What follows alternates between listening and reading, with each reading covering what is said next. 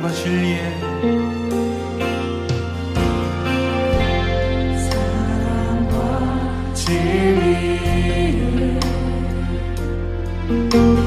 한 줄기 빛보내 내 몸을 감싸며 주어지는 평안함 그 사랑을 느끼네 부르신 곳에서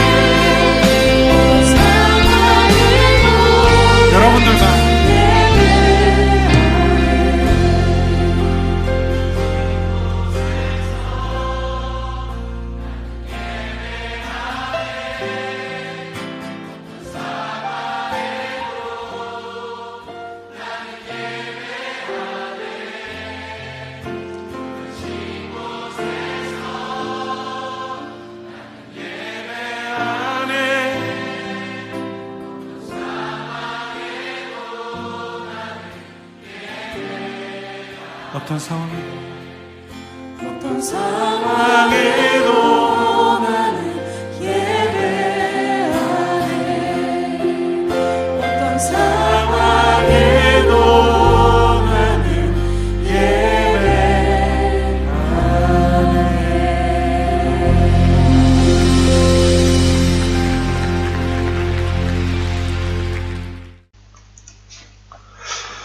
할렐루야. 2021년 4월 11일 주일입니다. 드디어 오늘 스가랴서 14장 마지막 강의 시간이 되었는데요. 오늘도 최선을 다해서 우리가 하나님께 예배하고 함께 귀한 은혜를 누리는 그런 귀한 주일이 되었으면 좋겠습니다. 구약성경 1324쪽이고요. 14장 1절부터 21절 말씀을 본문으로 삼아서 어떤 상황에도 끝까지 남은 자가 되라. 어떤 상황에도 끝까지 남은 자가 되라. 이런 제목으로 하나님 말씀을 증거하도록 합니다. 보통 영화들은요, 해피엔딩이나 새드엔딩으로 끝이 나는 것을 보게 됩니다. 그런데 비율로 보게 되면 사람들은 해피엔딩으로 끝나는 것을 좋아하는 것 같아요. 주인공이 끝까지 살아남아 있어야 하고 악한 무리들은 아주 잔인하게 끝까지 징벌을 받아야만 하고요. 결국 선이 이기고 악이 벌을 받는 그런 모습으로 끝나는 것을 좋아합니다.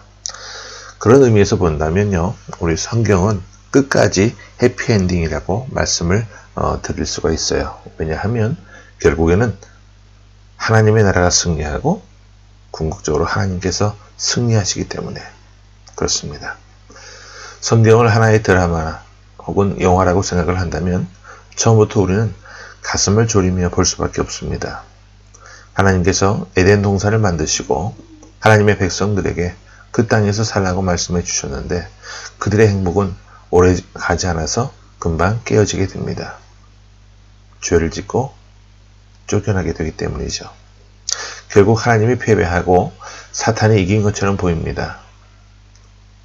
비단 창세기뿐만이 아니라 아담과 하와의 이야기뿐만이 아니라 노아 홍수 이야기를 보더라도 그래요. 세상에 악이 관영해서 많은 사람들이 노아의 가족만 제외하고 모두가 홍수의 심판을 받게 됩니다. 세상에 악이 충만한 것처럼 보입니다. 룻 시절도 마찬가지죠. 소돔과 고모라가 멸망당하는 것만 봐도 그러하고 그렇게 해서 세상은 악이 완전히 장악한 것처럼 여겨졌어요. 하지만 반전이 일어납니다. 예수 그리스도로 인하여 그분이 이 땅에 오셨습니다. 예수께서 오시고 나서 사탄의 아성이 무너져 내리기 시작합니다. 그 이전까지 죄와 죽음은 불가침의 영역이라고 여겨졌어요. 사탄이 통치하고 있는 자리라고 사람들은 믿었기 때문에. 하지만 주님께서 오셔서 십자가에서 죄의 권세를 회파하셨습니다. 주님께서 3일 만에 부활하심으로 사망 권세를 이기셨습니다.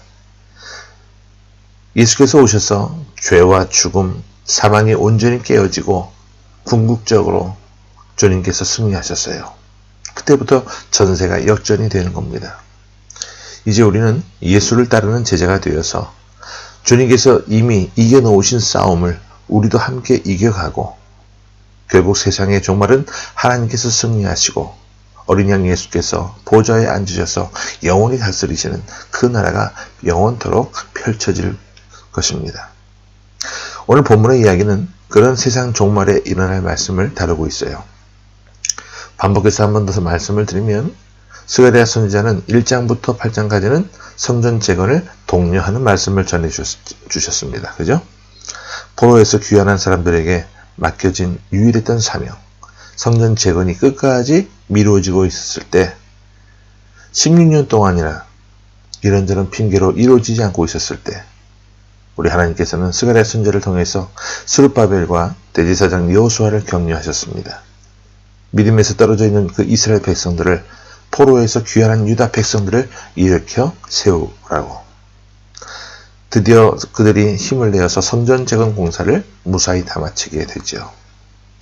그 성전 재건 공사가 끝나고 난 이후부터 즉 9장부터 14장까지는 장차 일어날 일을 선지자의 입을 통해서 말씀해 주고 계십니다. 그 앞으로 장차 일어날 일의 핵심이 바로 예수 그리스도의 사역이었어요. 장차 메시아가 오시면 이런 일을 하시게 될 것이다. 그분이 오시면 이제 하나님의 나라가 새롭게 선포될 것이고 세상 종말에는 이런 일들이 일어나게 될 것이다. 말씀해 주셨어요. 그래서 오늘은 그 세상 종말의 마지막 날, 여호와의 날, 심판의 날, 궁극적인 승리의 날을 우리에게 들려주고 계시는데 그 모습들을 우리가 하나하나 살펴보면서 은혜 나누기를 원합니다. 그러면 우리 본문 1절부터 2절 말씀을 먼저 함께 봅니다. 자, 시작. 여호와의 날이 이르리라. 그날에 내 재물이 약탈되어 내 가운데에서 나누이리라. 2절 봅니다. 내가 이방 나라들을 모아 예루살렘과 싸우게 하리니 성읍이 함락되며 가옥이 약탈되며 부녀가 욕을 당하며 성읍 백성이 절반이나 사로잡혀 가려니와 남은 백성은 성읍에서 끊어지지 아니하리라.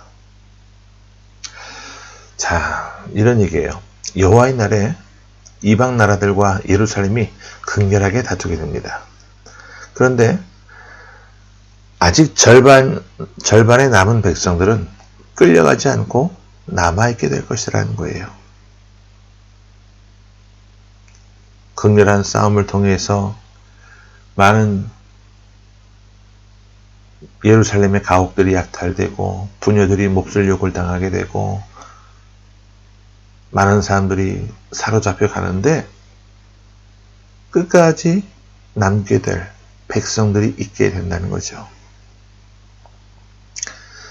종말의 때에 엄청난 대재앙과 전쟁이 있을 것을 말씀해 주고 있는데요. 우리가 이런 모습들을 보면서 두려워할 필요가 없어요. 우리는 하나님을 믿는 백성이 되고 예수 그리스도의 제자가 되고 주님의 십자가의 보혈의 공로 아래 있으면 우리는 끌려가지 않고 잡혀가지 않고 남은 자 된 그 자리에서 결국은 승리하게 되기 때문에 그렇습니다. 여러분, 세상 종말에만 이런 전투가 일어나는 것은 아니에요. 오늘 우리가 하나님의 자녀로 살아간다고 하는 것은요, 매일매일 영적 전투를 한다는 것을 의미합니다. 모두가 다 갈등하며 삽니다. 갈등이 없다면 정상적인 사람이라고 할 수가 없죠. 갈등이 없는 유일한 존재가 하나 있어요. 바로 시체입니다. 시신. 시신은 무엇을 먹을까, 무엇을 입을까, 어디를 갈까 고민하지 않습니다. 신앙생활도 마찬가지예요. 하나님의 말씀이 우리의 심령에 주어지면 그때부터 우리의 심령은 찔림을 받습니다. 찔림이 있어야 내가 영적으로 살아있다라고 하는 느낌을 갖게 되는 거예요. 이런 사람들의 모습들이 바로 남은 자들의 모습이에요. 저는 말씀을 들을 때마다 우리가 평안을 누리기도 하지만 이 말씀을 들을 때마다 많은 찔림을 누릴 수 있기를 바랍니다. 아멘. 왜냐하면 그것이 남은 자의 특성이기 때문에 그래요. 찔림이 있어야 내가 살아있는 존재라는 것을 우리는 느끼게 됩니다. 우리는 죄악된 본성을 가지고 있기 때문에 가만히 두면 자꾸만 사탄이 속삭이는 대로, 사탄이 끌고 가는 대로 끌려가고자 하는 그런 연약한 존재들이에요. 하지만 하나님의 말씀이 우리의 심령의 마음밭에 떨어지면 그때부터 우리는 영적인 전투를 할 수 있게 되는 거예요. 여러분, 영적인 전투가 일어나는 곳이 어디냐? 바로 우리의 마음이에요. 우리 심령입니다. 가정에서도 일터에서도 우리가 하나님의 말씀대로 살려고 발버둥치고 애를 쓰면 쓸수록 영적인 전투는 강하게 일어날 수밖에 없어요. 이방의 나라들, 세상의 권세들이 예루살렘 백성들인 하나님의 자녀인 우리를 끝까지 끌고 가려고 합니다. 그냥 속절없이 끌려가는 사람들은요, 영적 전투를 하지 않는 사람들의 모습이에요. 말씀을 읽지 않고 그 말씀을 삶 속에 적용해보고자 몸부림치지도 않고 고민하지도 않고 말이죠. 그냥 세상 흘러가는 대로, 시간 흘러가는 대로 살아간다면 그것이 무슨 남은 자의 모습이 될 수 있겠습니까? 하지만 영적인 전투를 하는 사람들은 걱정할 필요가 없어요. 우리가 주님 안에 거하고 예수님의 그 보혈의 공로 안에 있게 되면 결국 우리는 승리하게 된다는 겁니다. 영적인 전투에서 승리할 사람들, 세상 종말에 악의 세력을 물리치고 이길 수 있는 사람들이 어떤 사람들인지 계속해서 설명을 해주고 있는데, 우리 그 다음 5절 말씀을 함께 보겠습니다. 자, 시작. 그 산 골짜기는 아셀까지 이를지라. 너희가 그 산 골짜기로 도망하되 유다 왕 우시야 때에 지진을 피하여 도망하던 것 같이 하리라.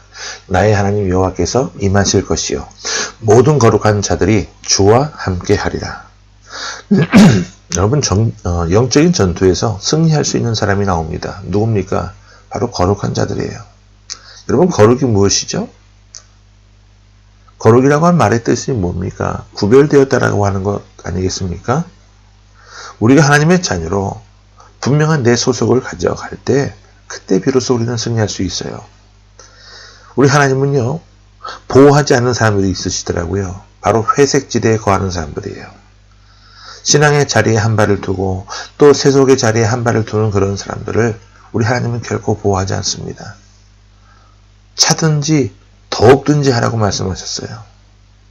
하나님의 백성이든지 아니면 아예 세상의 사람들이든지 분명히 너의 신분을 밝히라고 말씀하고 있어요. 그러므로 우리는 거룩한 백성이 되어야만 합니다.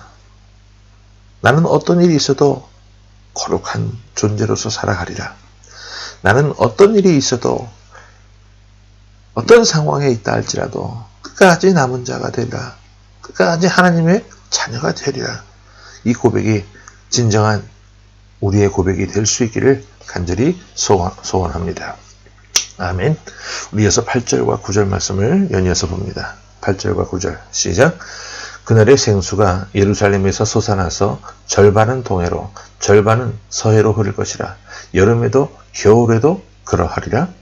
여호와께서 천하의 왕이 되시리니 그날에는 여호와께서 홀로 한 분이실 것이요 그의 이름이 홀로 하나이실 것이라.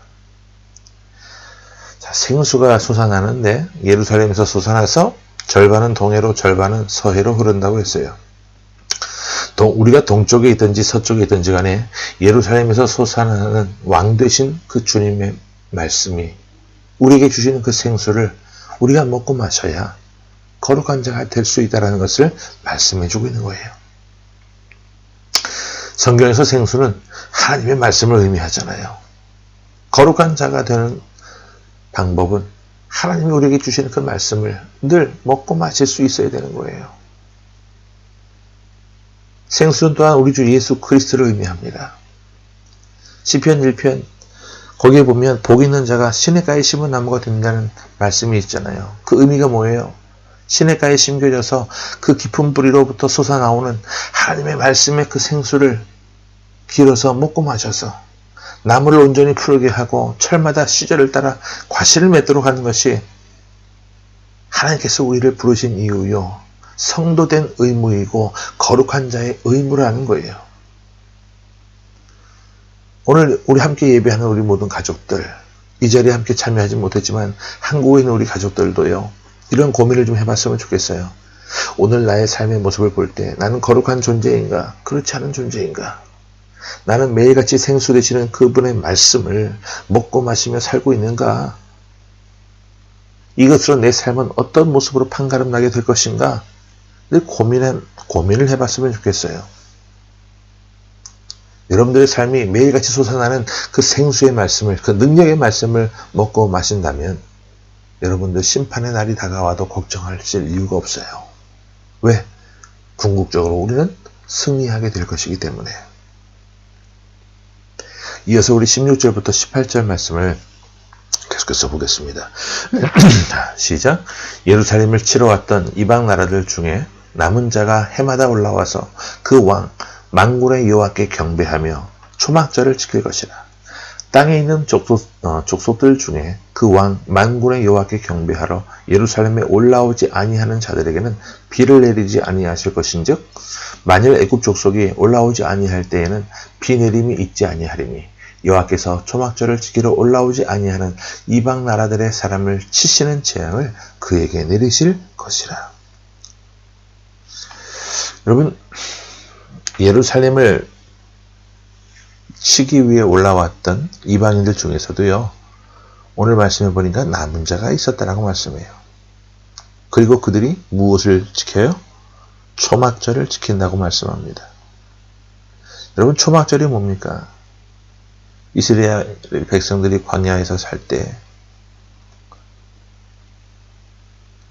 밤에는 불기둥으로, 낮에는 구름기둥으로 먹을 것이 없을 때 또 만나와 메추라기로 먹이시고 함께 하신 그 하나님의 은혜에 감사해서 드렸던 절기입니다.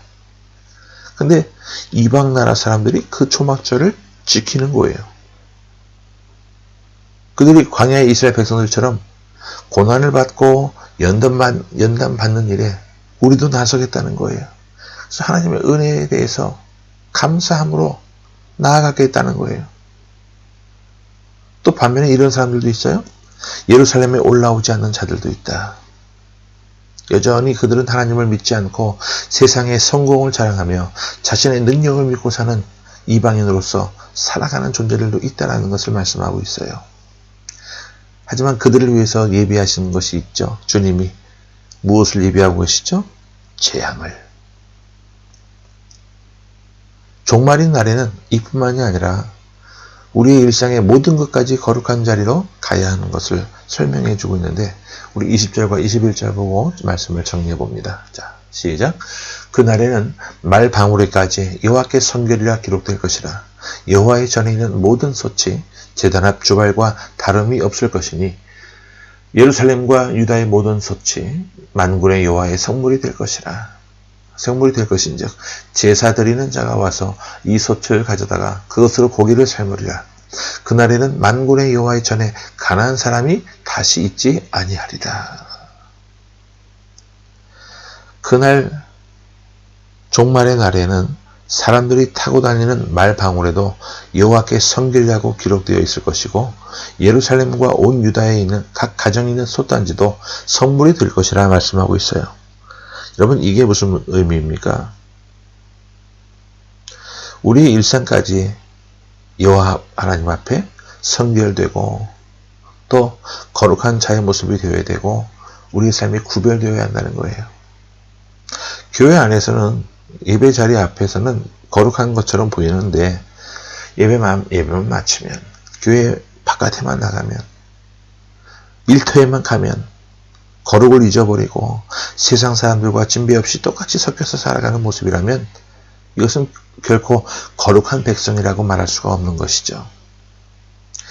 우리의 삶의 일상까지도 말 방울에까지 여호와께 성결이라고 적혀있고, 우리 가정에 밥해 먹는 그 솥도 하나님의 성물이 될 정도로 우리는 일상까지 주님 앞에 거룩한 백성으로서 구별된 삶을, 봉사와 헌신된 삶을, 섬김의 삶을 살아가야만 합니다.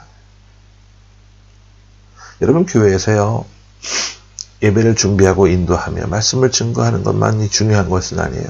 참 중요한 것이지만 그것만이 전부는 아니다가 말이에요. 예배 드리기 전에 청소하는 그 손길도 중요하고, 예배 마친 이후에 또 함께 예배하는 가족들을 위해서 작은 것이나마 음식을 만들어 대접하는 그 손길도 중요한 거예요. 그것도 음식을 장만하는 일에 쓰여야 되는 재료들이 있잖아요. 또 그릇들이 있잖아요. 이러한 모든 것들이 거룩하게 쓰임받는, 바로 성별되게 쓰임받는 그런 모습이 될 때 성물이 될 수 있다는 거예요.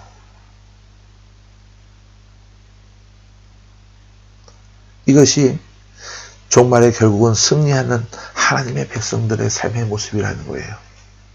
저는 우리 가족들이요, 매일의 삶 속에 구별된 삶을 살 수 있기를 바라고요.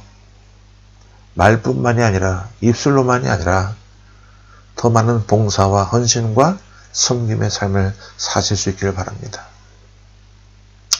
우리 공동체가 참 작은 규모이지만 저는 우리 가족들이 참 고맙고 사랑스러운 게, 우리가 지금 11년째 동안 지내어 오면서 절기가 되면 모든 나온 예물들을 흘려보냈잖아요. 그런데 절기 헌금을 이렇게 흘려보낸다라고 할 때 어떤 분들은 그것마저도 얼마 안 되는 재정이라도 좀 모아놨다가 나중에 교회 필요할 때 쓰면 더 좋지 않습니까? 라고 했던 사람도 있었어요. 그런데 하나님은요, 저에게 그런 감동을 주시지 않았어요. 사랑하는 아들아, 너에게도 나름 어려운 모습들이 있고 이런 부분에서 더 많은 도움이 필요하고 또 이런 부분에 앞으로 사용되어야 할 그런 재정적인 부족한 것들이 채워져야 할 부분도 있지만 또 다른 면에 있어서 더 급한 사람들이 있다. 내가 둘러보니 다 자기만 알고 자기 중심적으로 살고 자기 교회만 알고 자기 목사만 알고 자기 교인들만 알아가는 그런 교회들의 모습을 보면서 내 마음이 참 아프고 답답하구나. 사랑하는 아들아, 비록 작지만 내가 너의 공동체를 들어 사용하고 싶으니 너 한번 순종해보렴. 순종하면 내가 또 다른 복을, 귀한 또 다른 은혜를 너를 위해 예배해 두겠다. 그런 감동이 자꾸 와서 우리 가족들에게 늘 절기 헌금을 준비해서 우리 흘려보내자. 기도하면 꼭 필요한 사람을 만나게 하셨고 이번에도 그랬잖아요. 이번에 말레이시아로 그 예물을 흘려보내면서 참 마음이 흐뭇하고 뿌듯했어요. 앞으로도 누군가 좀 힘겨운 일을 겪는다고 했을 때 나름 우리도 어려운 사정들이 있고 지금도 이 공동체에 우리는 이미 2년 전에 폐쇄되어 버린 그런 공동체의 모습이지만 저들의 눈에는 우리는 사라져버린 존재들이지만 하지만 하나님은 우리를 감싸주고 계시고 보호해주고 계시다는 것을 우리는 알고 있잖아요. 이것이 바로 역전된 모습, 승리하는 사람들의 모습, 구별되어서 하나님께서 보호해 주시는 삶의 모습이다 그 말이에요. 아멘. 그래서 말씀을 맺으면서 이런 말씀을 드리고 싶어요. 여러분 하루를 살아가시면서 매일의 삶을 살아가시면서 언제 어떻게 하나님의 심판이 닥칠지 모르는 그런 시간 앞에 여러분 거룩한 백성으로 구별된 삶의 모습으로 생수를 마시고 살아가는 그런 삶의 모습이 되시기를 바랍니다. 그런 삶을 통해 하나님이 쓰시고자 하시는 방면에 더 귀하게 쓰임받는 놀라운 삶의 모습이 다 되어지셔서 신앙의 명문 가정을 이루는 저와 여러분의 모습이 될 수 있기를 주의 이름으로 간절히 축원합니다. 아멘. 함께 기도하겠습니다. 기도합니다. 존귀하신 주님 은혜를 감사합니다.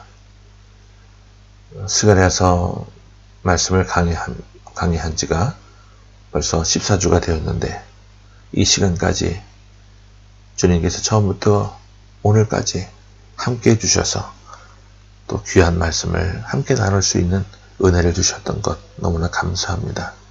하나님, 스가랴 선지자가 애타게 전했던 그 말씀들을 우리가 한 절도, 한 말씀도, 한 구절도 잊어버리지 않게 하시고 하나님 앞에 선결된 삶으로 구별된 존재로서 살아갈 수 있도록 도와주옵소서. 그리고 우리 인생이 구별된 자가 되어서 내 삶뿐만 아니라 내게 허락해 주신 그 모든 것들을 물질을 통해서든 재물을 통해서든 나만의 어떤 달란트를 통해서든 내가 가지고 있는 소유하고 있는 어떤 것들을 통해서든 하나님의 영광을 위해서 쓰임받을 수 있는 그런 모든 삶의 모습들이 성결하고 성물된 모습이 될 수 있도록 하나님 도와주옵소서. 특별히 광야의 이스라엘 백성들처럼